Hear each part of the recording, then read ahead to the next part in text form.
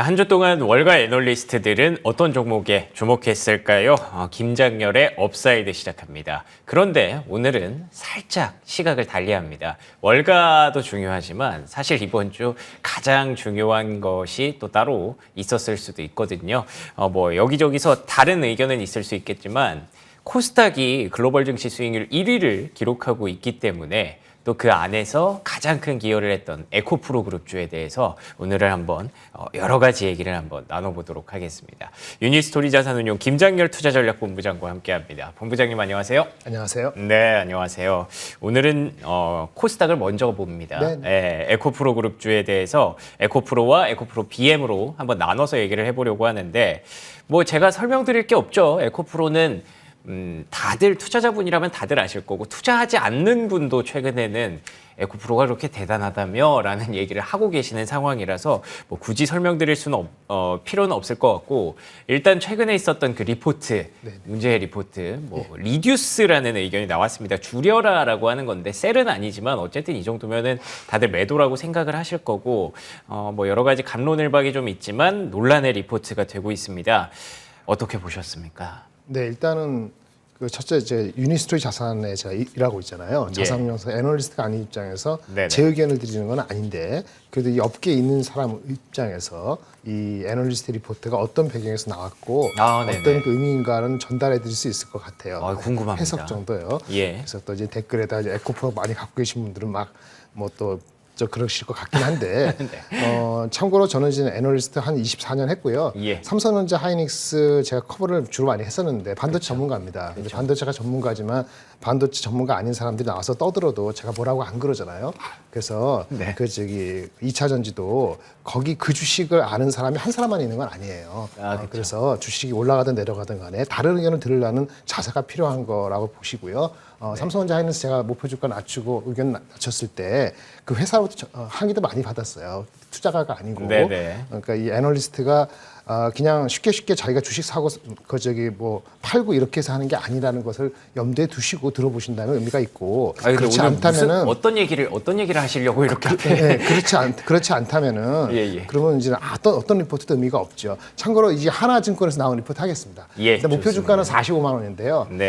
일단 그 근거는요. 이 친구 한 거 근거는 회사에서 제시한 27년도 사업 목표, 사업 요 정도 할 수 있다. 지금 4년 뒤입니다. 27년도에 하려는 그 목표라고 하는 숫자를 근거로 했어요. 그러니까 회사가 하겠다는 그 목표치는 수량적으로는 반영을 했고요.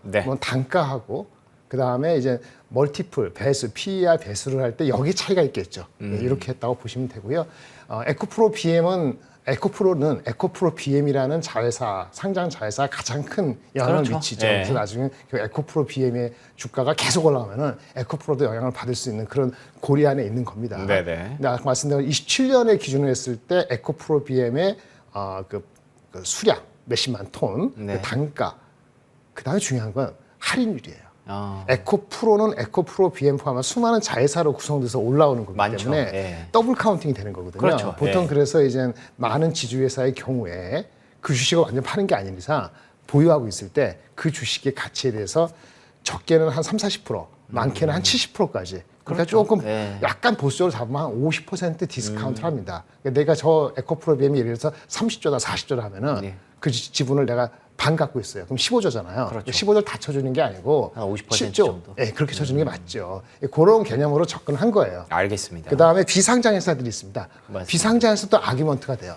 비상장은 가치 평가 없잖아요. 그러니까 요것은 아규먼트가 됩니다. 그러니까 이 애널리스트 했을 때 에코프로 BM이 이 정도밖에 안 되니까 이거밖에 안 돼라고 45원은 나왔지만 숨어있는 비상장에 상장되면서 엄청난 포텐셜이 있고 그렇게 따지면 또 약간 악의가 있는데 그건 또 주가에 반영될 수 있습니다. 그건 아직 모르니까 그건 장부같이 할인하지 않고 에코프로 BM의 시가총액의 적당한 가격에 지분이 40몇 %인데 그거에 할인율 거의 반 이상 잡고 그다음에 비상장에서는 그대로 장부같이 하면은 이게 45만 원 정도 나온다는 얘기예요. 논란의 여지는 있긴 있네요. 있긴 있죠. 그러면 결국 에코프로 BM 자체가 여기 기본에 들어간 숫자가 어떻게 되느냐는 건데 이제 동시에 에코프로에 대해서 애널리스트 리포트가 이 친구가 아니고 다른 사람은 또 썼을 거 아니에요. 그 목표 주가가 아마 그 현재 6만 원 좀 내려가서 그런 것 같은데 30 가다는데 그 정도가 적당하다는 거예요. BM 말씀하신 거죠? 에코프로 BM. 그러니까 에코프로는 현재 주가에서 내려온 주가에 적당하다 보고 만약에 지금 할인율 50% 하고 비상장은 아직 안 됐으니까 이렇게 하면은 그냥 약간 보수적으로 보여지기도 합니다. 만약 갖고 있는 분 입장에서는. 그런데 이 정도의 적정 주가를 산출하는데 문제가 없을 것 같고요. 이 친구도 지금 45만 원 제시했습니다만 27년도 회사가 목표로 한 거잖아요. 그러니까 어떻게 되죠? 시간이 지나서. 그렇죠. 우리 27년 갔어. 그리고 30년에 좀 계속 순항을 했어. 그 목표 주가는 다시 올라갈 수도 있는 거예요. 그렇겠죠. 무슨 말인지 아시겠죠? 근데 이제 주가가 얼마 전에 70만 원 갔잖아요. 그렇죠. 80만 원 갔습니다. 그렇죠. 이게 왜냐면 거기서는 FOMO가 들어갑니다. Fear of Missing Out. 안 갖고 계신 분들은 짜증나잖아요. 그렇죠. 갖고 계신 분들도 들어가서 100만 원 먹으려고 들어갔는데 단기 어떻게 할지 모르고 불안한 마음도 있는데 이러한 기준점을 줬다는 측면에서 주식을 바라볼 필요가 있는 거죠. 좋은 회사다. 하지만 주가적인 측면에서는 너무 많이 슈팅했다. 에코프로 BM이 진짜 정당한 가치가 30만 원 이상을 계속 간다든지 27년 기준이 아니고 더 28년, 29년에도 경쟁 요인이 별로 드러나지가 않고 그렇게 된다면 더 갈 여지가 있지만 지금은 순고력이 최소한 해야 된다. 이런 궁금한 게 왜 27년을 그 기점으로 회사에서 제시한 게 27년이에요. 그러니까 2030년, 35년 영원히 죽지 않을 것처럼 갈다 하면은 그럼 퍼페추얼 영원한 거죠. 전략이 27년까지 나와 있구나. 그렇죠. 그 숫자를 가지고 간 거예요. 아규먼트가 있으니까. 자기 생각에서 29년, 28년 할 수 있고 27년 숫자에서 할 수 있지만 27년 회사가 제시한 물량 곱하기 이제 단가는 약간 지금보다 내려가고 할인율이 50%다. 이게 중요한 거예요. 그러니까 얼마 전까지 올라갔을 때는 할인율이 거의 안 주고 올라간 거란 말이에요. 그러니까 그게 말이 안 된다는 거죠. 말이 안 된다는 게 말이 안 되는 게 어디 있어요? 시장에 주면 되는데. 그렇죠. 시장이 그렇다면 그런 거죠. 그렇죠. 하지만 거의 90몇 % 이상이 지주회사는 카운팅을 디스카운트를 해요. 이게 30분에 50분에 70분은 다르거든요. 거기에 다른 있는 거라 보시면 돼서 일단 27년에 회사가 목표로 한 아까 양극재 물량 그다음에 가격은 내려가겠죠 당연히 지금보다. 그다음에 마진은 보통 이게 한 10% 이렇게 나오는 비즈니스는 아니기 때문에 하이 싱글 이렇게 잡아가지고 하면은 그러면 이제 그 가치가 나오는 거고 그 2조 4천 나오면 곱하기 이제 멀티플인데 결국은 지금의 그 저기 양극재가 문극재가 모든 것이 한 30배 40배 가잖아요. 근데 시간이 지나면 성숙되는 사람이 되잖아요. 그 멀티플 내려가거든요. 이것도 악의가 될 수 있습니다. 아니야 그때도 갈 거야. 그래서 30배 주겠다는 사람이 있겠지만 과거 흐름상 보면 그보다 내려가는 게 맞거든요. 27.5배인지 26.4배인지 29.2배인지 모르지만 분명히 3, 40배보다는 내려가는 거기 때문에 4년 뒤에 멀티플 25배는 적당하다 보고요. 저는 이 친구의 어썸션에서 크게 이슈가 되는 건 아니고 멀티플 디스카운트 레이트가 51%였는데 시장은 거의 디스카운트 안 하고 올라갔잖아요. 그거에 대한 아규먼트가 있는 거예요. 그걸 가지고 따져야 되는가 봅니다. 아니면 가격이 안 빠진다든지 예를 들어서 아니야 마진은 얘네들은 경쟁 요인이 별로 없기 때문에 마진은 7%가 아니고 10% 갈 수 있어라고 얘기해야 되는데 아마 이 회사의 업사이드라는 여러 가지 보십시오. 아마 그 가격은 20% 빠지는 게 정도가 리즈너블한 거고 안 빠질 수 있지만 그렇죠? 그다음에 마진은 경쟁 요인이 있으니까 올라갈 가능성은 많지는 않고 그럼 할인 요인이에요. 할인을 안 주면은 70만 원 가는 거고요. 할인을 적당히 주면 내려와야 되는 거고 26년, 7년 가서 순항이 돼서 30년을 바라볼 때도 여전히 그 마켓 쉐어가 20%가 아니고 더 간다. 그러면 더 올라가겠죠. 저절히 시간이 가면서 올라가거든요. 시간이 가면서 올라가는 게 아니고 우리가 땡길 때 자동차 보통은 5년, 7년 프로젝트이기 때문에 지금 다 들어가는 게 순항하지만 5년, 7년 뒤에 그 다음에 또 담는 게 있기 때문에 27년쯤 갔을 때 30년을 바라보는 시점에서 목표 주가는 바뀔 수 있지만 현재는 지금 어비어러블 자료 가지는 그 정도가 적당하다라고 고민 끝에 한 것 같아요. 알겠습니다. 그래서 여러 가지 뭐 숫자를 곱해보고 멀티플까지 곱했을 때 그래도 조금은 보수적인 관점일 수 있을 것 같습니다. 말씀하신 것처럼 지금 다른 기타 상장하지 않은 그런 기업들의 가치를 거의 배제했기 때문이죠. 그렇기 때문에 보수적으로 본 관점에서 45만 원이 나온 거는 사실인 것 같은데 이와 관련해서 왜 45만 원이 나왔는가에 대한 이유를 설명해 주신 것 같아요. 27년까지의 에코프로 그룹이 목표했던 그런 글로벌 사업 계획이 있거든요. 그 계획을 다 따졌을 때 숫자가 이 정도가 적절하다라고 얘기를 했고 그리고 뭐 좋은 기업이라는 것은 아마 많은 분들이 알고 이렇게 투자를 하셨을 테니까 이게 좋은 주식이 될 수 있을지에 대해서는 논란의 여지가 있을 수 있는 부분인 것 같습니다. 어쨌든 그 리포트가 나온 배경에 대해서 말씀을 해주셨는데 말씀해 주시는 동안 그 경쟁이 들어가게 된다면 이게 멀티플이 떨어질 수 있다 충분히 그 얘기를 해주셨는데 지금 현재 그걸 어떻게 저희가 수치상으로 판단할 수가 있을까요? 경제 심화 여부는 모르죠. 예, 한국이 잘 나가는 셀이 있고 그러니까 이렇게 간 거 아니겠어요? 그쵸. 그다음에 우리 IRA도 있고 예. 그러니까 지금이 어떻게 보면 상당히 그 좋은 그 환경에 대한 고무적인 평가를 할 수 있는 상황 맞거든요. 예. 그럼 경쟁 요인이 마켓이 계속 빨라지면은 경쟁 요인이 들어올 수밖에 없죠. 그렇죠. 미국하고 유럽에서도 나올 수도 있는 거고. 예. 모르는 거예요. 반도체도 삼성전자가 그 예전에 그 1등을 치고 올라올 때 네. 또는 이제 그 미국의 마이크론이 한때 여러분 잘 모르시면 마이크론이 한때 하이닉스를 먹으려고 할 때 이런 것들 제가 말을 세봤습니다만은 예. 아무도 그런 얘기를 안 하고 그런 가능성이 없다 했지만은 결국은 남는 게 삼성 하이닉스 마이크론 남는데 예. 그 과정에 변곡 좀 많거든요. 예. 그렇죠? 그렇기 때문에 경쟁률은 어떻게 될지 모르는 거예요. 왜냐면 하이닉스 같은 경우도 얼마 전에 기억나세요? 하이닉스 목표 주가 15만 원 이렇게 갈 때 말이죠. 하이닉스가 인텔의 그 저기 플래시 사업을 네네. 양수어 엄청나게 10조 주고 양수한다고 가져왔잖아요. 했잖아요. 예. 그때 좀 이따 보면 아 이거 엄청나게 낸드에서 예. 시장 규모를 키우겠다는 그런 개념으로 봤지 않습니까? 네. 근데 지금은 그게 부메랑으로 돌아가고 있잖아요. 사업 계획이라는 게 2, 3년은 어떻게 될지 모르는 겁니다. 그렇긴 하네요. 그래서 예. 27년 이후에는 아마도 그 2차 전지가 많이는 아니죠. 어느 정도 성숙되지는 변곡점 지나간 상태이기 때문에 네네. 어떤 경쟁력이 어떻게 될지는 모르는 거죠. 삼성전자 9만 6천 원 갔을 때 어느 누구도 저기 조심하라는 얘기를 안 했을 때 예. 조심하라는 얘기를 한 사람은 요거도 먹는 그런 거라고 또 비슷하다고 보면 될 것 같아요. 제가 9만 원 몇천 원 갔을 때 사지 말라고 얘기했거든요. 그랬군요. 제가 이제 한동안 힘들었죠. 근데 힘들지 않아요. 저는 익숙하니까. 근데 아마 젊은 친구가 과감하게 솔직한 얘기를 했는데 거기에 대한 지나친 그 어떤 그런 거는 리포트를 하나하나 따져보고 나서 아기로 하시는 게 맞다고 저는 이제 개인적으로 말씀을 드리겠고요. 이 친구뿐만 아니고 에코프로 BM도 이슈는 이슈예요. 그러니까 에코프로 BM 자체도 있고 아까 말씀드린 비상장에서 아직 상장하려고 대기하고 있는 거거든요. 머티리얼즈라든지 여러 가지 이런 있죠. 것들이 있기 때문에 복합 요인에 대해서는 아규먼트는 여기저기 나오는데 중요한 건 27년도 이후는 아직 모른다. 그다음에 비상장에서는 상장되고 가치는 또 별도 평가다. 예. 할인율은 지주회사인 이상 돼야 된다. 예. 이렇게 보시면 될 것 같고요. 아이러니하게도 말이죠. 지금 삼성전자 하이닉스 반도체 쪽이나 이런 쪽에서 예전에 대장주였던 주식들이 예. 클리어하게 메시지를 안 주고 있잖아요. 회복되는 것이. 그쵸. 그러니까 사실은 약간 그쪽으로 가야 될 적정한 정도의 수급이 그렇죠. 못 간 측면도 있기 때문에 네네. 이게 만약에 상황이 바뀌면은 또 의외로 또 오버슈팅한 거 많고 언더슈팅할 가능성도 염두에 두고 투자를 하셔야 된다. 그 정도 요걸까지 말씀을 드려야 될 것 같습니다. 알겠습니다. 그러면 이거 하나만 여쭤볼게요. 지금 아직까지 에코프로 BM이 시가총액 1위거든요. 네. 코스닥에서. 코스닥에서 그렇죠. 근데 에코프로가 이제 지주사고 당연히 에코프로 BM을 보유하고 있지만 할인율이 들어가야 된다고 말씀은 해주셨는데 이게 에코프로 BM의 가치에 따라서 또 이게 엇갈릴 가능성도 분명히 있잖아요. 그렇죠. 에코프로 BM 가치는 어떻게 보세요? 에코프로비엠에 나온 얘기가 있죠. 에코프로비엠에 대한 얘기도 있는데 저 네. 보니까 목표 주가도 이것도 마찬가지예요. 예. 기본적으로는 27년 회사에 주어진 거. 그렇겠죠. 밸류에이션은- 목표는 그때가 되겠죠. 밸류에이션 25배 하면은 저번에 갔던 30만 원 정도가 목표치 상단이에요.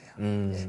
그거는 사실은 이번에 최근 며칠 사이 리포트 나왔습니다만 빠른 사람들은 3월 말부터 나왔거든요. 네. 3월 말에 이미 리듀스라 나오지 않았지만 홀드 개념으로 나온 리포트가 나오기 시작했어요. 보유. 근데 예. 그 친구도 똑같은 개념입니다. 많은 기술력도 있고 뭐 캐파도 갖고 있고 모든 면에서 좋은 회사이긴 맞지만은 기본적으로 27년 말에 회사가 제시한 목표치 구체적으로 양극재 생산 캐파가 70만 장이니까 70만 톤이니까 네. 실제 생산은 60만 톤 정도 된다. 가격은 지금보다 내려간다. 네네. 네, 그걸 개념해서 PE가 25배 이하다. 그러면 아마 30만 원 이상 주기는 어렵다고 보시면 맞고 25만 원, 30만 원 사이에서 일단 숨고르기를 해야 된다. 최소한. 지금 그 가격대에서. 그렇죠. 네. 그걸 기준으로 아까 다시 에코프로를 넘어가는 거니까 그렇군요. 똑같은 얘기입니다. 알겠습니다. 뭐 지금 사실 여러 가지 의견들이 올라오고 있거든요. 시청자 의견으로 뭐 공매도와 관련돼서 뭐 궁금하기도 하다. 그리고 또 고평가 저평가는 사실 내가 사고 나서야 알 수 있다라는 얘기들이 나오고 있는데 뭐 저는 개인적으로 그렇게 생각합니다. 여러 가지 의견이 주식시장에 이렇게 등장할 수 있고 여러 가지 리포트가 등장할 수 있다는 것도 저는 K 주식시장이 많이 발전하고 있는 게 아닌가라는 그런 갈래로 일단 보고 있는데 모르겠습니다. 워낙에 좀 민감한 주제고 예민한 주제라서 더 이상 설명을 드리기가 좀 그러네요. 자, 그리고 그 뭐 에코프로 그룹주에 대해서 이렇게 얘기를 해봤는데 저희가 그래도 굿모닝 글로벌이니까 글로벌 쪽으로 한번 얘기를 해보도록 하겠습니다. 에코프로가 결국에는 에코잖아요. 친환경이잖아요. 그렇다는 측면에서 간밤에 태양광 관련주가 또 강세를 보였거든요. 인페이지 에너지에 대해서 간단히 좀 정리해보고 마무리를 하도록 하죠. 네네. 회사 이름 그대로 에너지죠. 네네. 근데 이제 얘네가 미국에서 80%를 하고 20%는 미국 외쪽이에요. 주가가 안정적으로 올라갈 수 있다는 거는 미국 잘하고 있는 건 알고 있고, 근데 미국 외적으로 또 시장을 확대하고 있다 이런 얘기인데 뭐 하는 회사냐면 인페이즈 에너지는 이거는 태양광에서 필요한 인버터예요. 인버터는 뭐죠? 인버터는 뭔가 뒤바꾸는 거잖아요. 그러니까 우리가 태양광도 할 때 이제 전류가 필요한데 그 태양광에서 생산하는 전류가 보통 직류란 말이에요. 직류인데 직류 전력을 우리가 소비자가 할 수 있게끔 교류 전력으로 변환해 주는 거예요. 보통은 말이죠. 네네. 교류가 들어오면 직류로 변환해 쓰는 거예요. 보통은. 네네. 왜냐면 교류가 들어가면서 직류가 나오고 휴대폰 전원 장치 하는 거잖아요. 그것도 이제 그 직류가 되는 거거든요. 우리는 교류로 받아서 직류로 해서 쓰는 거예요. 사실은. 근데 그게 순방향이면은 직류 들어온 걸 교류로 바꿔주는 게 인버터거든요. 그 인버터 중에서 마이크로 인버터라는 거 시장에서 마켓시어가 압도적인 회사예요. 근데 주가가 뭐 빠지잖아요. 그렇게 안 빠졌는데 아직 밸류에이션이 부담이 안 되는 주식이에요. 그 지금 앵커님 말씀하신 대로 태양광 미국산 IRA 관련돼 가지고 기술적으로 쓰고 개념으로 확대하고 있으니까 그 태양광용 인버터 시장은 솔리드하다. 안정적이고 탄탄하다라고 볼 수 있겠죠. 그래서 한번 가져온 거라 보시면 될 것 같아서 성장은 외형 성장은 지속된다 이렇게 말씀드릴 수 있겠고, 미국은 당연히 성장성 이상 무라는 걸 말씀을 드리고, 또 중요한 건 뭐냐면 얘네가 좀 부족한 게 있는데 태양광만 하는 게 아니라 관련되는 기업들을 탁탁탁 인수를 한 게 있어요. 그 효과들이 나는 거예요. 작년에 그렇군요. 인수한 거, 올해 인수한 거. 그 기업 인수에 나간 게 있는데 뭐 어떻게 보냐면은 태양광을 가지고 또 했는데 전기차 충전 솔루션 회사를 또 인수했고 한 1, 2년 전에. 작년에는 또 뭐 IoT라고 그 만물 인터넷 그걸로 한 소프트웨어 회사를 또 인수했고 이런 식으로 해서 사업의 다각화를 또 동시에 추진하고 있어서 상당히 알짜 기업이라는 생각이 들고요. 그렇군요. 결론적으로 숫자적으로 말씀드리면은 인버터가 핵심이니까 작년 평균 지난 3년간 평균 한 60% 이상의 성장률을 해왔으니까 멀티플이 얼마가 돼야 될까요? 상당히 좋아야 되겠죠. 적장한 하는 회사가 아니니까. 그래서 뭐 아까 말씀드린 마켓시어도 계속 올라가서 25% 미국 시장에서 마켓시어 25% 계속 성장하고 60%고 그다음 사업을 다각화하려고 계속 M&A를 하고 있고 이런 주식이 많지가 않죠. 그래서 그런 측면에서 예산 볼 수 있는, 당연히 그러면 이슈가 되는 것은 밸류에이션이 안 싸겠죠. 지금 말씀드리는 거 마켓시어 25%, 우리 아까 에코프로도 얘기했지만 우리도 한 20몇 프로 마켓시어 어썸션 자꾸 한 거예요. 20몇 프로 갖고 있고 아까 다 사업 다각화하고 있고 미국에서 다이렉트 슈퍼 갖고 있고, 그래서 주가가 그럼 PR이 얼마가 돼야 될 것 같습니까? 여쭤볼게요. 이 정도면. 제가 저한테 미국 시장이 18배. 미국 18배인데 이 정도 지금 좋게 얘기했는데 태양광 IRA 관련되고 노미넌트하고 한 20, 30배? 그러니까 이런 회사가 지금 25배까지 떨어졌어요. PR이. 조금 더 올라가야 되지 않겠습니까? 성장하고 있는 기업이라고 그쵸. 가정했을 때 27년 한 게 아니고 밸류에이션 아까처럼 우리 23년을 보는 23년 밸류에이션 했을 때 지금 그 얘네들이 피어 그룹이 한 35배 정도 거래되고 있는데 아마 이게 IRA 효과를 반영하면은 밸류에이션이 한 25배 정도 떨어지거든요. 그러니까 표면적으로는 지금 한 30몇 배예요. 근데 IRA 효과 반영은 20몇 배니까 업사이드가 한 30% 있는 거죠. 이런 개념이에요. 그러니까 25배 정도가 레벨 적당하다는 게 아니고 이런 정도 성장하면 30몇 배로 다시 회복해야 된다 이런 개념이에요. 지금 25배에서 35배 되고 있으면은 올라가야 된다는 거죠. 단점이 있어요. 이렇게 삭장하다 보니까 부채 비율이 높아요. 그렇겠죠. 뭐 이것저것 다 가져왔다니. 그래서 금리가 계속 인상되면 조금 찝찝해서 주가가 좀 덜 가는지 모르겠는데 금리 멈춘다면서요. 그렇죠? 그럼 그 레버리지에 대한 금융 레버리지에 대한 약간 보수적인 시각이 있었어 하면은 그거는 이제 피크아웃 됐다라고 본다면은 그러면 이제부터 다시 한번 올라갈 수 있는 계기가 되지 않을까 이렇게 보실 수 있는 좋은 주식이 아닌가 생각돼서 소개해드립니다. 알겠습니다. 일단은 본부장님 의견으로는 인페이지 에너지가 조금은 현재 밸류에이션이 낮은 구간에 형성되어 있다라는 게 의견이었고요. 태양광 관련주 뭐 국내에서는 사실 조금 힘을 못 쓰고 있는 것도 사실이지만 해외 특히나 미국에서는 긍정적인 부분을 기대할 수 있기 때문에 성장주라는 관점에서 조금 더 밸류에이션을 받을 수 있을지 지켜보도록 하겠습니다. 자, 지금까지 유니스토리 자산운용 김장렬 투자전략본부장과 얘기 나눠봤습니다. 오늘 좋은 말씀 고맙습니다. 감사합니다.